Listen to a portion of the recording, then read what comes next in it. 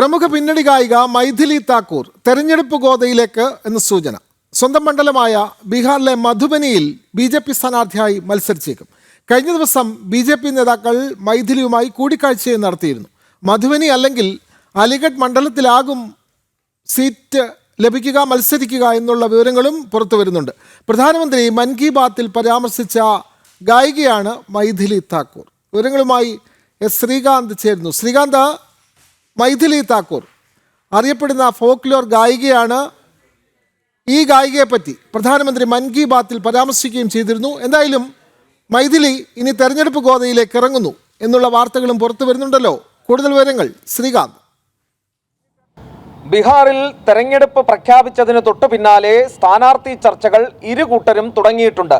India സഖ്യത്തിൽ വലിയ അടി ഇതിനോടകം ആരംഭിച്ചിട്ടുണ്ട്. അതിന്റെ വാർത്തകൾ പുറത്തു വന്നു തുടങ്ങി. കോൺഗ്രസിന് സീറ്റുകൾ കുറച്ചേ നൽകൂ എന്നുള്ളതാണ് ഒരു വശത്ത് അവിടെ നടക്കുന്ന തീരുമാനം. അതേസമയം വളരെ വേഗം സ്ഥാനാർത്ഥി നിർണയ ചർച്ചകളുമായി മുന്നോട്ട് പോവുകയാണ് BJP. അതിൽ ഏറ്റവും ഒടുവിൽ വരുന്ന വിവരമാണ് പിന്നണി ഗായിക മൈഥിലി താക്കൂർ തെരഞ്ഞെടുപ്പ് ഗോദയിൽ ഇറങ്ങും എന്നുള്ളത്.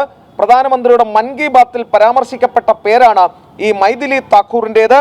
സ്വന്തം മണ്ഡലമായ മധുബനിയിൽ BJP സ്ഥാനാർത്ഥിയായി മത്സരിച്ചേക്കും എന്നൊരു വിവരം കിട്ടുന്നുണ്ട്. ഇനി മധുബനി അല്ല കിട്ടുന്നതെങ്കിൽ അലിഗഡ് മണ്ഡലത്തിൽ സീറ്റ് ലഭിക്കും എന്നുള്ള വിവരവും പുറത്തു വരുന്നു. കഴിഞ്ഞ ദിവസം BJP നേതാക്കൾ മൈഥിലിയുമായി കൂടിക്കാഴ്ച നടത്തുകയും ചെയ്തിട്ടുണ്ട്. സ്വാഭാവികമായും BJPയെ സംബന്ധിച്ചിടത്തോളം ബീഹാർ ഭരണം നിലനിർത്തുക, NDA സഖ്യത്തിന്റെ ഭരണം നിലനിർത്തുക എന്നുള്ളത് അഭിമാന പോരാട്ടമാണ്. അതിനുവേണ്ടിയുള്ള പ്രവർത്തനങ്ങൾ നടക്കുന്നുണ്ട്. കേന്ദ്രമന്ത്രി ധർമ്മേന്ദ്ര പ്രധാനാണ് അവിടുത്തെ തെരഞ്ഞെടുപ്പ് ചുമതല നൽകിയിട്ടുള്ളത്. ഉത്തർപ്രദേശിൽ നിന്നും കേശവ് പ്രസാദ് മൗര്യ അടക്കമുള്ളവർക്കും അതിന്റെ സഹചുമതല നൽകിയിട്ടുമുണ്ട്. അതെ, വ്യക്തമാണ്. ബീഹാറിലാണ് മൈഥിലി താക്കൂർ തെരഞ്ഞെടുപ്പ് ഗോദയിലേക്ക് ഇറങ്ങുന്നു. പ്രമുഖ ഗായികയാണ്. ഈ വാർത്തകൾ പങ്കുവെക്കുകയായിരുന്നു ശ്രീകാന്ത്.